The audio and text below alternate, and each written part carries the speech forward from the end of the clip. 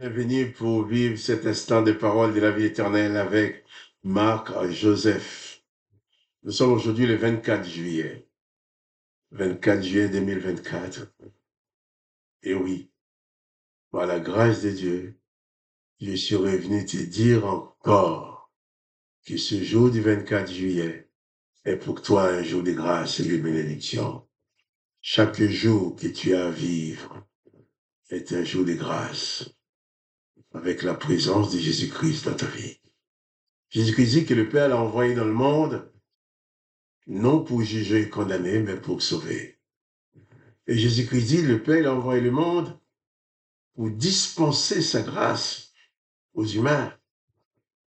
Il est écrit dans les chapitres 1er de l'évangile de Jean, la loi a été donnée par Moïse, les ordonnances aussi par Moïse, mais la grâce et la vérité sont venues par Jésus-Christ. Jésus-Christ est venu dans ce monde pour faire que chaque jour soit pour toi un jour de grâce et de bénédiction. Alors, que son Saint-Nom soit béni. Et une fois que tu réalises cela, je te dis, moi, pas de panique. Si tu réalises que Jésus-Christ est avec toi tous les jours jusqu'à la fin du monde, plus de panique, plus de terreur, plus de déprime. Là, Jésus-Christ est présent. Et par sa présence, il peut tout faire pour toi. Et rien ne peut l'empêcher d'accomplir sa volonté dans ta vie. Que le nom de Jésus-Christ soit glorifié. Mais toi, réalise pleinement que ce jour est pour toi un jour de grâce. Tu as la grâce de Dieu dans ta vie durant toute cette journée. Tu es touché par la grâce. Et en toutes circonstances, la grâce de Jésus-Christ sera en ta faveur. Sois courageux. Manifeste ta foi si les moments sont difficiles. Au lieu de tomber dans la déprime, prie. Au lieu de tomber dans la déprime, élève ta voix vers Dieu. Élève ton âme vers Jésus-Christ. Espère en Jésus-Christ. Car autant que Jésus-Christ est présent dans ta vie, tout demeure encore possible. Et c'est encore Lazare, même pour la mort de Lazare. Jésus-Christ est arrivé, tout est devenu possible. Alors, je ne connais pas les circonstances de ta vie, mais toi, tu les connais. Mais quelle qu'elle soit, appuie-toi sur Jésus-Christ. Compte sur sa grâce. Réalise qu'il est avec toi. Élève ton âme vers lui à chaque instant. Sois courageux, sois apaisé. Que le nom du Seigneur Jésus-Christ soit glorifié. Il te voit toujours le moyen de venir à ton secours. On va prier ensemble. Jésus-Christ a dit que nous pouvons prier en son nom, c'est ce que nous allons faire. Père, je me tiens devant toi dans le nom du Seigneur Jésus, avec mon frère, ma sœur, avec cet homme, cette femme, qui écoute, qui regarde cette vidéo et qui prie en même temps que moi. Elle est en train de te dire ses besoins. Alors je suis venu dans le nom de Jésus, entrer en communion avec lui, en communion avec elle, pour te demander sa délivrance. Et moi, je vais même plus loin, je proclame sa délivrance en son nom, en ton nom, Jésus. Je proclame sa guérison. Je proclame la solution à ses problèmes. Je proclame la consolation. Je proclame la paix. Je proclame le bonheur. Je proclame la manifestation de ta toute puissance dans la vie de ma sœur, dans la vie de mon frère. Et que son être entier soit guéri par toi. Alors, Père, dans le nom de Jésus, toi qui connais toutes choses, tu vois les impossibilités qui sont devant elle, qui sont devant lui. Au nom de Jésus, je proclame la possibilité que les situations douloureuses soient renversées maintenant dans le nom de Jésus-Christ. Et que ma bien-aimée, que mon bien-aimé, mon frère, ma soeur qui prie avec moi, reçoivent la réponse à leur prière. Dans le nom du Seigneur Jésus-Christ. Amen. Amen. il est important que même dans les moments les plus difficiles, il est important de ne jamais oublier que Jésus-Christ est avec toi.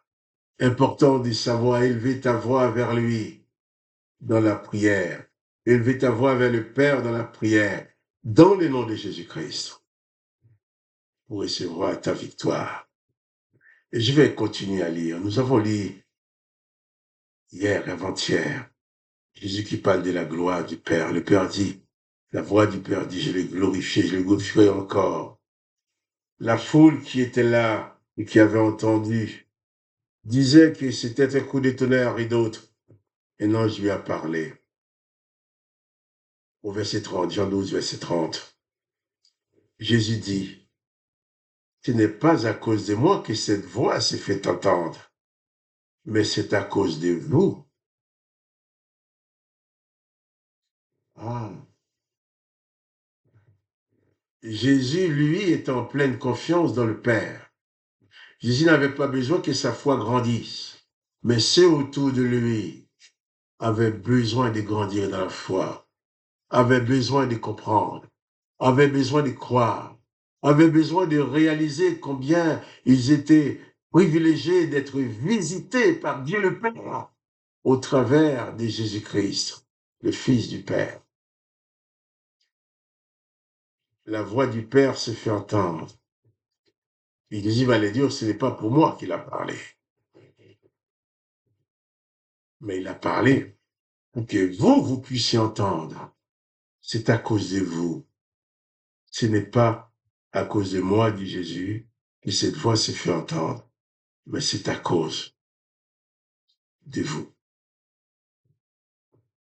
Jésus vient pour accomplir la volonté du Père. Jésus connaît tous les chemins qu'il allait parcourir. Jésus est conscient de ce qu'il allait souffrir, de ce qu'il va souffrir. Jésus est conscient de tout ce qui va se passer. Jésus est pleinement conscient que la présence du Père est avec lui, indéfectiblement avec lui. Il n'avait pas besoin de confirmation. Voilà. Puisque le Père est en lui, il est dans le Père.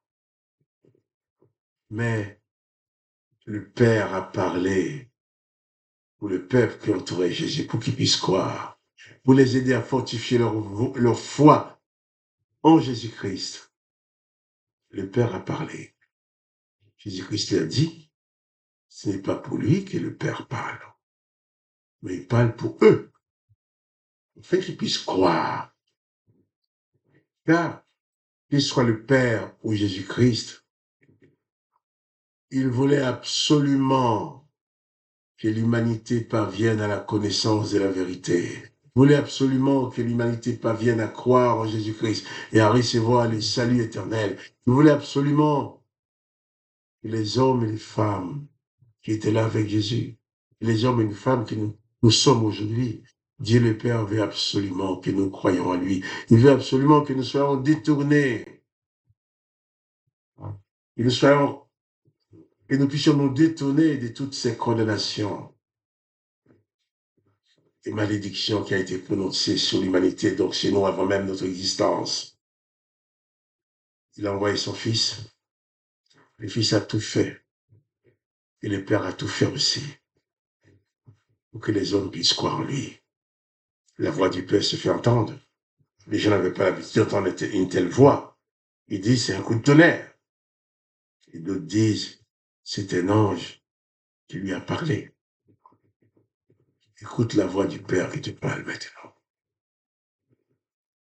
Écoute la voix du Père qui parle dans ton cœur. Laisse-toi convaincre par l'amour du Père. Réalise que le Père t'aime. Réalise que le Père veut ton bonheur. C'est pour ça qu'il a envoyé Jésus. Réalise que Jésus a tout payé pour que tu sois sauvé, pour que tu sois délivré de ton deuil, de ta tristesse, de ton malheur, de tes souffrances, de tout ce qui peut poisonner ta vie. Jésus-Christ est ta délivrance. Et le Père insiste pour ne pas que tu rates l'occasion de croire en Jésus-Christ. Je te dis encore, Jésus-Christ te promet d'être avec toi tous les jours jusqu'à la fin du monde. Et tout pouvoir lui a été donné. Il peut donc tout faire dans ta vie. Il peut tout faire dans ta vie.